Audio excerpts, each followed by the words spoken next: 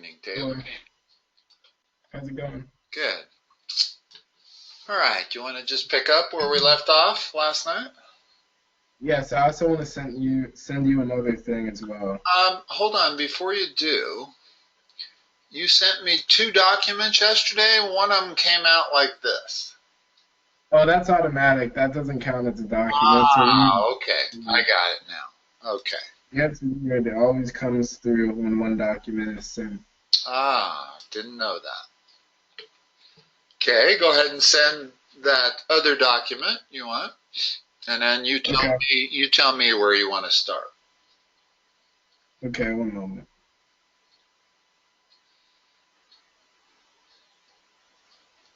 Okay, we can pick up from yesterday, and then we'll just move on to the next document afterwards.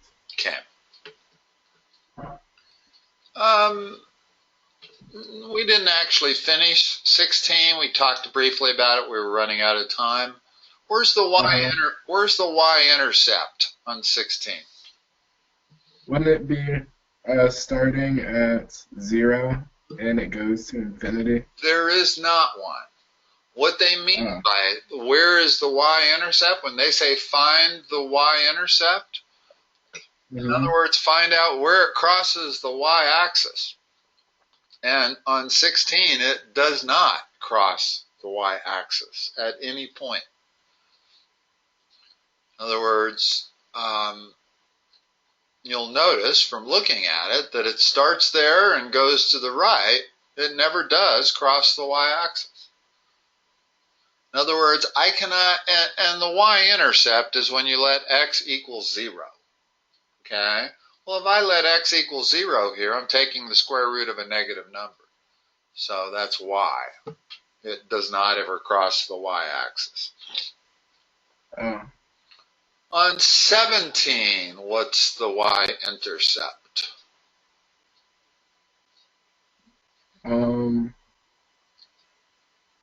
It would be a negative infinity to infinity. No, the y-intercept again. In other words, here's what they're asking for is find its y-intercept and its zeros. What it means by that is find the y-intercept and find the x-intercepts. Okay? So for 17, if we just look at the graph, where do we cross the y-axis? At y equal what? Cross the y-axis at 0, it looks like. Correct. And also, if we solve it algebraically, we would let x be 0 because that's the definition of where the y-intercept is when you let x be 0. Well, when we let x be 0, all of these terms go to 0, and you should have a y-intercept of 0. Now, let's also look on the chart and where are our zeros.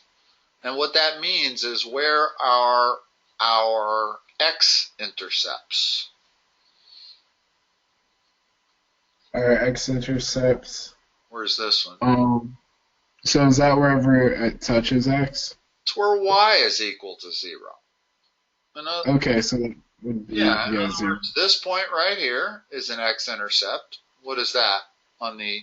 And here -1. Right, and here we're looking for the x values. Well, what about here? 0 and -1. And here? And it looks like 1.5. Looks like about 1.5. Now, if I wanted to solve it algebraically, what I'm going to do to solve for the y or the x-intercepts is instead of y equals 2x third minus x squared minus 3x, I'm going to set that equal to 0. Because that's where my x-intercepts occur, is when y is equal to 0. Now, how do we solve this equation right here, algebraically? It's one thing to look at the graph, but you'll notice that when we looked at the graph, we kind of had to approximate it. We weren't exactly sure what that value was. I'm So sorry. can I divide an x? Okay, so if I pull out an x, I'm left with 2. What am I left with? 2x squared minus x minus 3. Now what? Will I try and factor? Okay.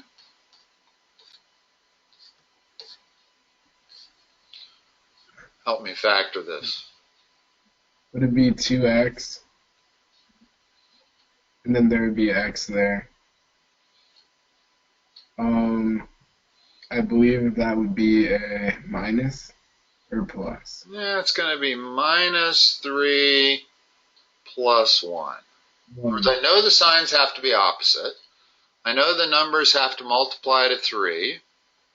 And this is going to work. In other words, that's going to give me minus 3x, and that's going to give me plus 2x, which will give me a middle term of minus x. Okay, so that's factored correctly. And now, as long as I set that equal to 0, I can solve for all 3 solutions. What are they? It is x, 2x minus, wait, 2x, wait, would it be 3 over, I'm trying to think of that part. Okay, here's the simple way to do this. What we have is the product of 3 things equaling 0. Yes. Therefore, any of these 3 can be equal to 0. So I'm going to set the first one equal to 0. I'm going to set the second one equal to 0. Okay. Let's set the third one equal to 0. And I'm just going to solve those. Plus 3. Then it would be 3 over 2, and then it would be negative 1. Okay, so there's my 3 zeros. X equal 3 halves, x equal minus 1, and x equals 0. And that's exactly what we saw in the curve. Okay. 1, 0, and 3 halves. Okay. The key thing to really get from this is that you find y-intercepts by setting x equal to 0, and you find x-intercepts by setting y equal to 0. Okay. Now, I'm a little confused here. We seem to be missing 2 problems. Maybe. Yeah, that's on purpose. That's on purpose. Okay. And what are we supposed to do on 20 and 21 and 22? Are we supposed to do the same thing we did on 16 and 17? Correct. Okay. So what's the y-intercept on 20? The y-intercept would be, so it's on the x. It would be 1, 2, 3. No, it's on the y-axis.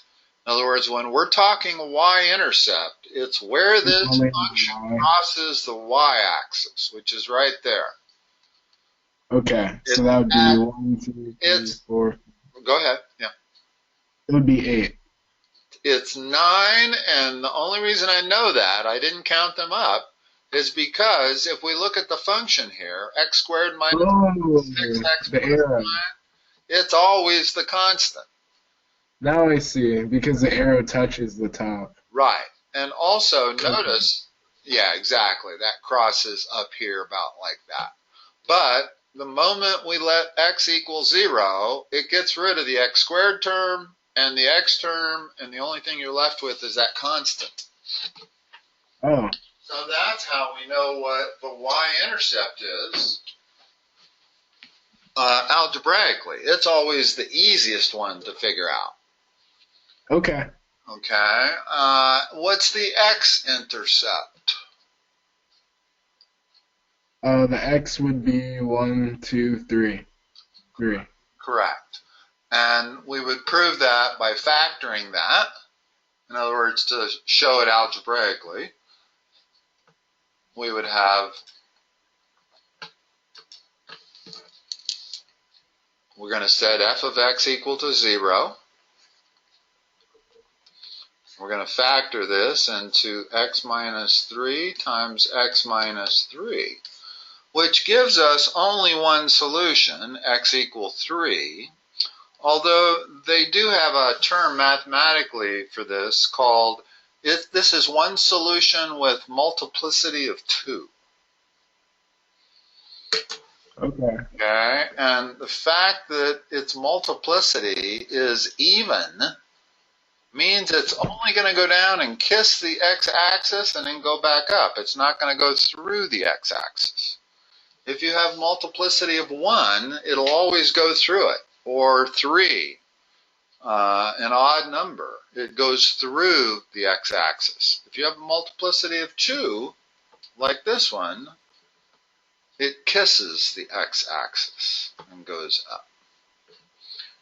21. What is my y-intercept? The y-intercept would be -1, -2. Oh, it even says it too. -2. -2. That's it. It's not -1, comma 2, or -2. It's 0, comma -2.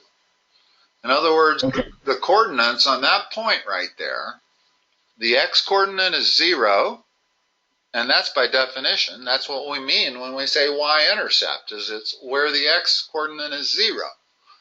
Correct. And the y-coordinate is -2. And you can see that also from this. Now to find, it's always harder to find the x-intercepts than it is the y-intercepts. Because... So we just find the zeros of each intercept pretty much? What's that? So we just find the zeros of each intercept pretty much?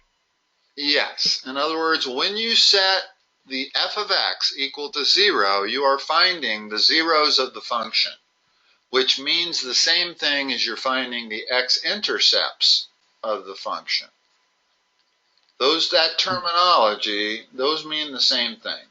Finding the zeros of a function and finding the x-intercepts means the same thing.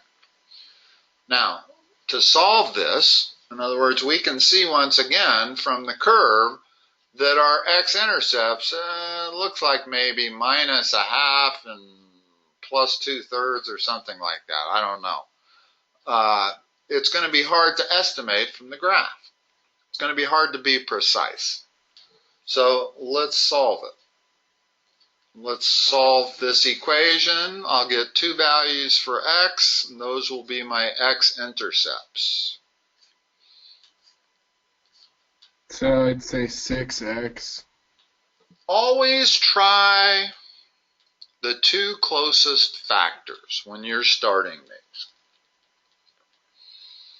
In other words, 6 has 2 different factors, 6 and 1 and 3 and 2. 3 and 2. I'm always going to begin with 3 and 2. You might be right. It might be 6 and 1, but most of the time it's the 2 factors that are closest together. Okay. Just about always. What's the next step in factoring this? Then I have to determine what would be next. So how about determine what the signs are, both of them, at the same time? Negative. No? Well, So they have to be different. There has to be a plus and a minus. It either has to be plus minus, but in this case, because this is a different coefficient than this, I have to allow for minus plus also. Not the same as plus minus. Now, factors of 2. Well, I don't have a whole lot of places to go. Let's start with 2 and 1. Now, if I check to see if that works, you notice what happens. Yes. The way I check is I always do the inside and the outside. Because I'm never checking this term or this term. I know those terms are right. I'm always checking to see if I have the right middle term. Okay? Well, the inside is plus 4x. The outside is minus 3x. That adds to plus x. The It, left needs to be negative. right. In other words, the fact that I got the right number but the wrong sign, so all I have to do is move that 2 down to there, that 1 down to there, and I have my answer. And Oh, okay. that's quite helpful because let's say I would have come up with 4x here. Yes. Well, that means I didn't even get the right number, let alone the wrong sign, which takes away, I don't need to try the 2 with the negative sign and the 1 with the positive sign.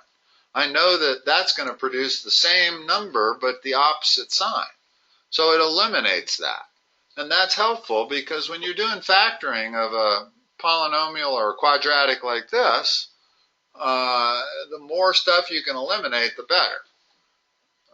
Because it ultimately becomes a trial and error process. So what are my answers? The answers would be, 3x minus 2 equals 0. Okay, which gives you an x of 2/3. Then it would be 2x plus 1 equals 0. Then that would be 2x. X of minus 1/2.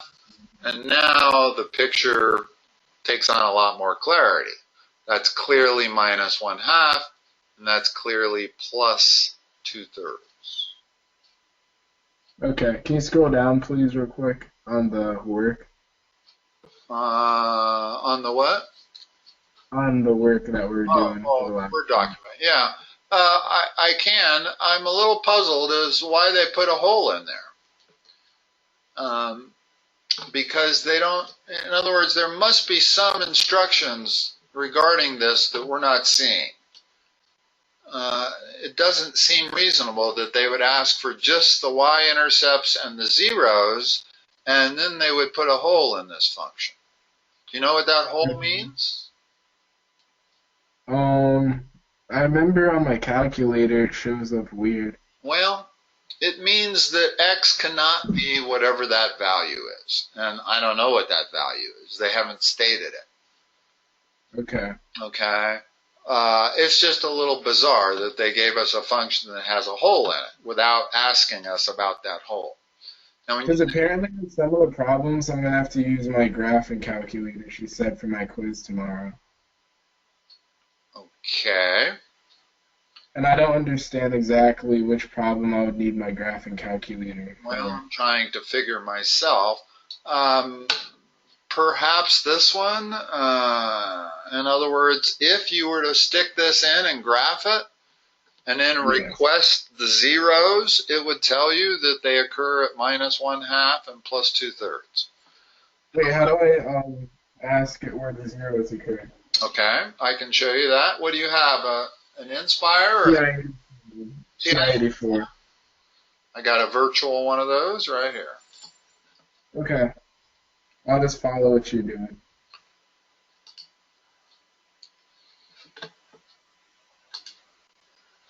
Six x squared minus x minus 2. Let's see. Hold on. I remember you clicked the y equals to start off. Y equals. And let me clear this. And 6x squared minus x, what was the last one, plus 2? I believe so. Minus 2. Minus 2. Okay, and then we graph that. And now we do second calc. In other words, I hit the second and calc. And notice we can figure all these things. We can get the zeros, we can get the minimum, we can get the maximum, we can get, if there's two graphs plotted that cross one another, we can get their intersection point. We can even do fancy calculus on it. So I would want to get the zeros. It looks like I have to hit the number 2. And it gives them immediately. Well,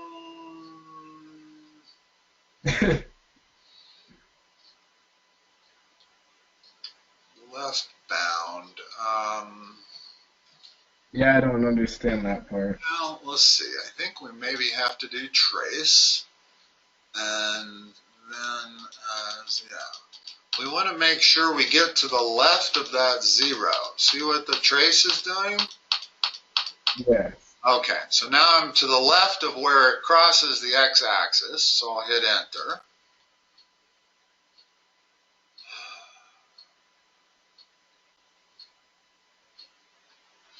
And it just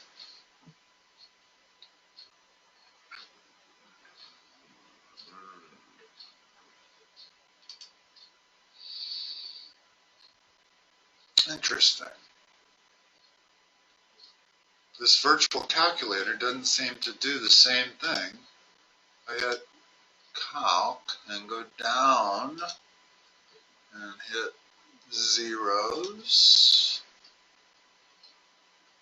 It doesn't want to give them to me.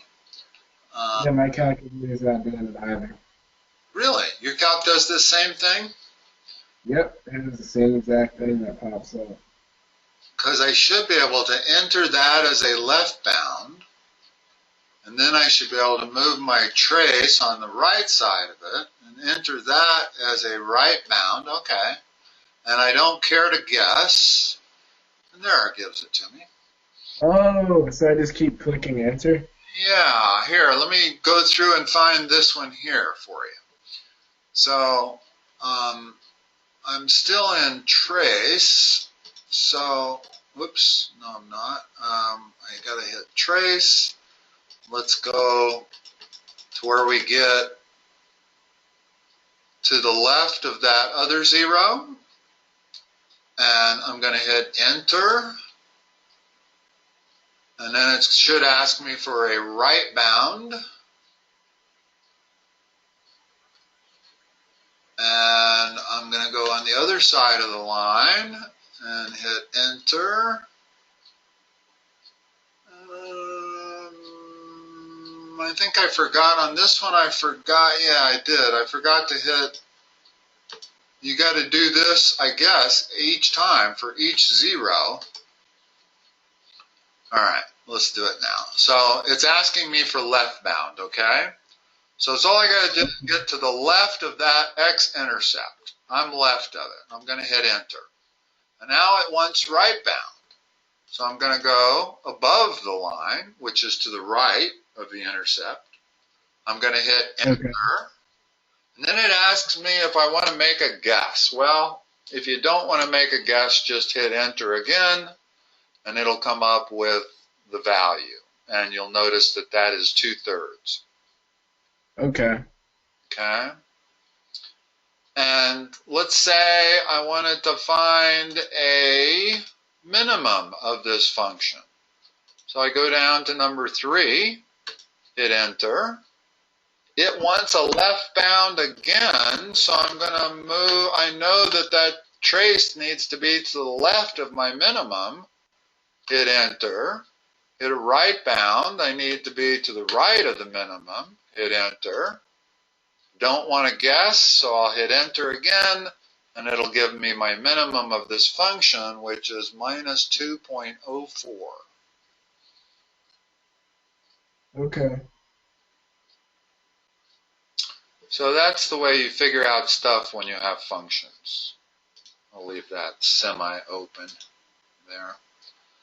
That's a cool thing. I'm really glad I found that calculator online. Yeah. It was free, but it's very helpful when I'm trying to help people with their calculators. Yeah, that's true.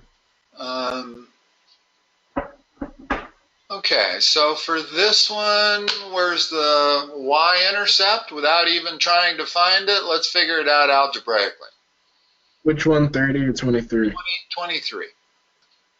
Okay. The y would be -2, and I see a -3. Hold on. The y-intercept is Oh, I messed up. It's 6. It's okay. 6. I remember Always that. where Yeah. x equals 0. So plug in x for 0 and you get the y-intercept. Okay. Or plug in 0 for x. Okay? And now as far as the two x-intercepts go, factor this. How does this factor? It would be x plus 3 and x plus 2. Which makes the zeros, Minus 2 and minus 3. which are those 2 points there. Correct. All right.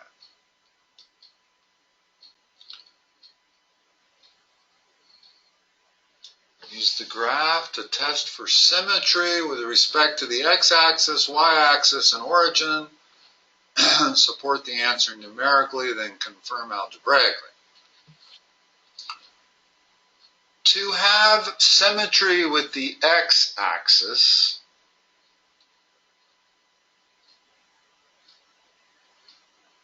what would it have to look like? This is probably when I have to use my calculator. Well, you don't really. Here, let's talk about it. Let's draw some pictures here. We have just about enough time to cover this, I think. Okay. I just need one of these done, and then I can use how we did that to find out the other one. I didn't quite hear what you just said. I was saying if we can get one of these done before time's up, then I can use what we did to get the other one. Okay. I got you. That is symmetric with the y-axis. Okay. In other words, one side is a mirror reflection over the y-axis of that side. So that's what symmetry with the y-axis is. If I draw that thing like this, it's no longer symmetric with the y-axis. Okay. Okay? What would it be symmetric with? Nothing. Neither. Okay. Okay? So there's actually three answers. You can have symmetry with the x-axis, you can have symmetry with the y-axis, and you can have symmetry with the origin. Symmetry with the origin is this function, which is y equal x cubed. That has symmetry with the origin. And what that means is that if I take this part of the curve and I reflect it twice, I reflect it first over the y-axis and then over the x-axis, I get this. Okay. The other thing that algebraically means you're symmetric with the origin is if it is an odd function. Excuse me. Yeah. This is an odd function. You know the difference between odd and even? Mm-hmm. This is an even function. And what it basically means is that if you substitute, right? well, if you substitute minus x for x, in this case, you get the same function. You get f of x. That means even. And it also means symmetric with y-axis. So even functions must behave like that. Odd functions mean that f of minus x equals minus f of x. This is an odd function. If I substitute minus x for x here, I end up with y equals minus x cubed, which means I end up with minus f of x. And odd functions are symmetrical with the origin. Even functions are symmetrical with the y-axis. There's not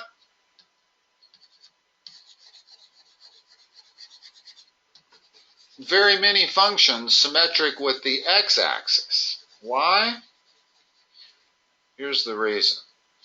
To be symmetric with the x-axis, I would have to have something that looked like that. where this part, when reflected over the x-axis, looks exactly like that. The problem is that this isn't a function. It fails the vertical line test. Okay. So I'm not going to find a lot of functions that are symmetric with the x-axis. This is a relation. In other words, you can certainly have a parabola that looks like this. When you study conic sections, Be symmetrical on the x. well, you do have horizontal parabolas. Not all parabolas are vertical, up or down. The problem is that these aren't functions, they're relations. But this still has symmetry with regards to the x-axis. Okay? Now, this function here looks a lot like what I drew when I was trying to describe it. In other words, it looks a lot like y equal x cubed. But notice it's not quite that. In other words, my point right here is not at the origin. So this function right here would have no symmetry, not with the x-axis, not with the y-axis, and not with the origin. Oh. Most functions do not have symmetry with any of these three things. For it to have perfect symmetry like that, it pretty much has to have the center of the function be at the origin. Notice the next one, 31. What does it have symmetry with? It looks like it has symmetry with the y. Correct. And it's also an even function. And it's even because even if I substitute minus x for x, I get the same function out. I still get x to the fourth minus 8x squared. So no matter whether I'm taking x or minus x, I get the same function that makes it even, that makes it symmetrical with the y-axis. And it certainly is not symmetrical with the x or the origin. Okay. And when they say confirm algebraically, that's exactly what they mean. It's actually a little more useful to write these things this way.